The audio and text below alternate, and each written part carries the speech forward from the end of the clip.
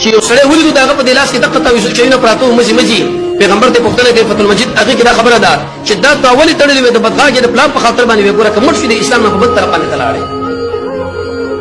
رسول الله صلی الله علیه وسلم فرمایي چې شر غاړه کې واچولم دغه د رب شعور د الله نه کټ شوی ته عقیده القرآن نزد کوي دې وجه رسول یوسف الله عز وجل په دې تصریح وکړه چې ایمان اکثر د خلکو نه راوړي الا وهم مشرکون مگر دا مشرکان دي بې ایمان دي داخله ګوره ایمان یې راوړي دي او شرک یې کړی دی دې سمانا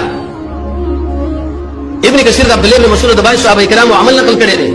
وی دا ګوتره په دلاس کې به تیګانې وي او دوی بغیر د چا په دلاسونو په غاړه کې چې بندونه او دا شینه بو هغه به تې کټ کول او به د آیات ویلي چې ایمان نه وروړي اکثر په خلکو کې الا وهم مشرکون ته وګوره صاحب د کول کې به تور مثال څومره دا غلط تعویذ خلک استعمالي کوي استعمالي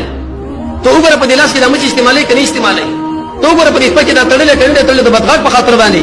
رسول الله صلی الله علیه وسلم د روایت معلومیږي بلکې تصریح ده چې یو سړی ولید دغه په دلاس کې دغه تعویذ چینه پراته مزي پیغمبر ته پوښتنه کوي فتح المجید هغه کې دا خبره ده چې دا تاولي تړلې وي د بدغاګې د پلان په خاطر باندې وګوره کوم شي د اسلام نه په بد طرف باندې تلاړي رسول الله صلی الله علیه وسلم فرمایي چې شر غاړه کې واچولم دغه د رب شعور د الله نه کټ شوی ته عقیده القرآن نزد کوي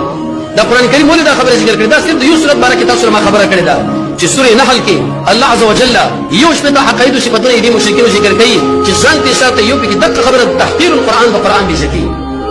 د قرآن شپه بیانول هغه په بل طرف باندې کړه